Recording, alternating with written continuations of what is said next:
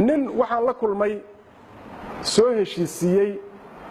yani South Sudan iyo Sudan oo wuxuu yiri in heshiiskii ahaa inay kala go'aan dadku kala gooyay baan ahayn buu yiri waxaan isu keenay buu yiri Soomaali oo maxay kala yihiin koonfurta iyo waqooyiga Somaliland iyo inta kale sawir yaqaan ma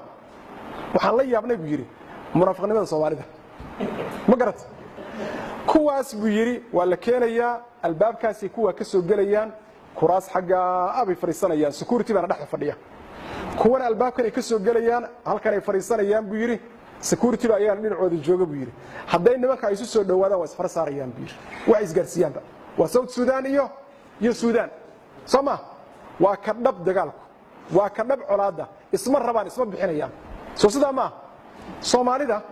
halkan ay ka soo wada galayaan oo garbaha ay soo xaqi ka soo jeedsanayaan hadhow waa israaciyo wada casheynay u tagaysaa buu yiri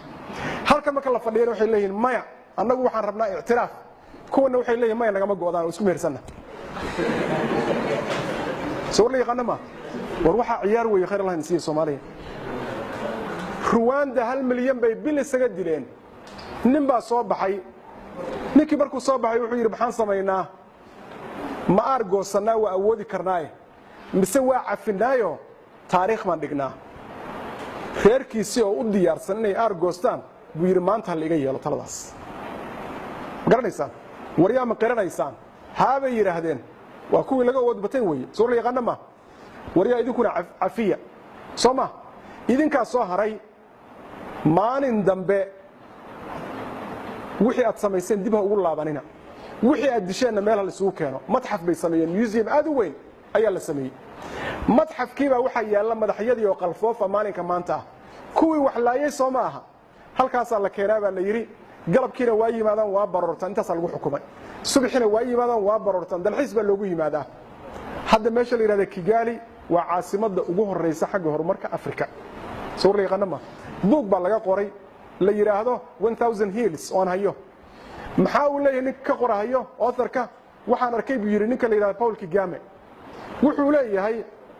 yani dhibaatadii aan ka soo marnay ma aysan sahlanayn in aynu waxa la yiraahdo aan nabadaas dhalino oo aan horumar gaarno oo dawlad sameeyno oo waliba Afrikaan ka dhex muuqano Soomaaliya ba 4 sano naga horeysay dagaalka buu yiri 2001 markay ahayd maya 2004 maya 5 meelahaas buu leeyahay 2005 meelahaas ba waxa yimid buu leeyahay madaxweyne Soomaaliyeed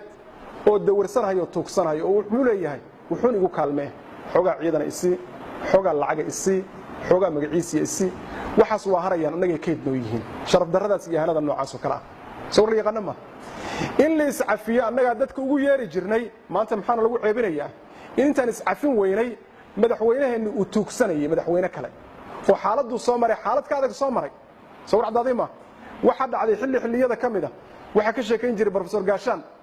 inay isdagaaleen Tanzania iyo Uganda oo Maxamed Siyaad Barre ugu yeeray xamar oo yiri kaalay labadiinaba hadii kala raadin ma ahayn oo macnaheedu yahay Kenya intaan ciidan ku soo dhax jiray labadiinaba isku dhicin ciirinaya ayagoo orday yimaadaan is ogoleen markay yimaadeen buu gacanta isu saaray iscafiyo buu yiri Afrika inay isdagaasho ma ogoli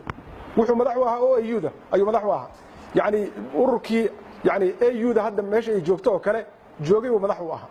markuu heshiisiyay laba wado oo la furahayay buu ku kala magacaabay midna Tanzania midna wuxuu ku magacaabay Uganda oo hadda maanta furan soo racdaday ma waxa isdilay oo soo dagaalay hadda ka hor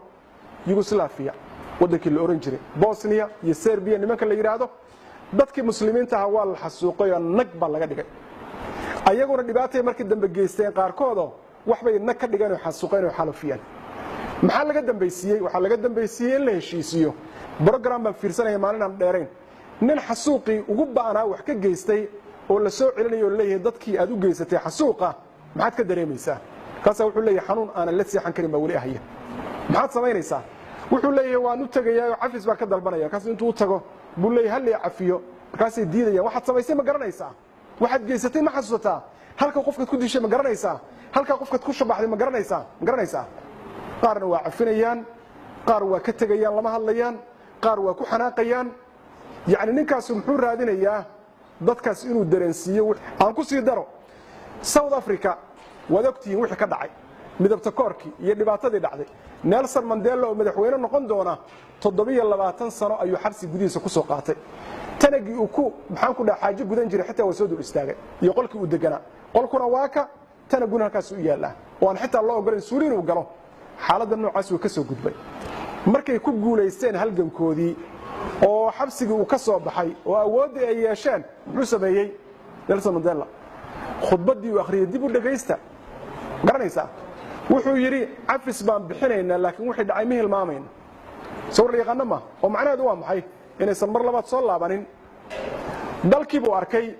wuxuu yiri waxa lagu dhisay xoog Afrikaan iyo aqli cadaan baa lagu dhisay buu yiri sidaa darteed dalka kan dadka jooga ma kala maarmaan waa laba qowmiyadoodan islayn midna gumaysta uu yahay midna dadkii asalka ahaa hadda xagee bay joogtaa South Africa waxay joogtaa halka dal ee la tartamaya Europe iyo America inay yihiin oo Afrika ku yaala soo raacdaadima annagu xagee baan kaga jirnaa khariidada noocaas oo kale ma u baahanahay heerkaas oo kale inaan gaarno ma u baahanahay kulamo kale oo caawa kala dhacayo intu saalano loo soo qaatay oo leeyahay Soomaaliya say wax yeeleen say u fiican yihiin say heersan u yihiin waxa soo dhow waxa inuu ka gudban inaan si kal iyo laab ah isu cafino ee Soomaali cafi ee Soomaali ma cafiseen intii meesha fadhida intaan meel kale la gaarin war cafisku mid ka suurtoobi karaa mise ku reeblahay kaarta qal wax baan noogu horay baan leenahay mudug baa waxa ka dhacday baan la isku wareeray xoogaa ma garatay gaal kacayo marka qolana waxay yiraahdaan dhulka annaga iska leh qolana waxay yiraahdaan dhulka Ilaahay baa iska leh cid uu siiyuna soo yaqaan ma shir baa la isugu yimid oo heshiisiin baa loo socday labada qolo culimadoodii waa wataan qolada xaq waahid baa wuxuu yiri inna al-ardha lillahi yurithuha man yasha wal 'aqibatu lil muttaqin marka maxaa loo wataa wadaadka oo maxaa loo wataa suldaanka oo maxaa loo wataa sarkaalka nin walba nin inuu jawaabo weey intay noo joogto iska dhicida meel la gaari mayno sheekh Abdul Hadla sheekhi kala hadlay wuxuu yiri ilmaada riyaalo heshiiska dhab naga ma aha xogaa isugu ka yahay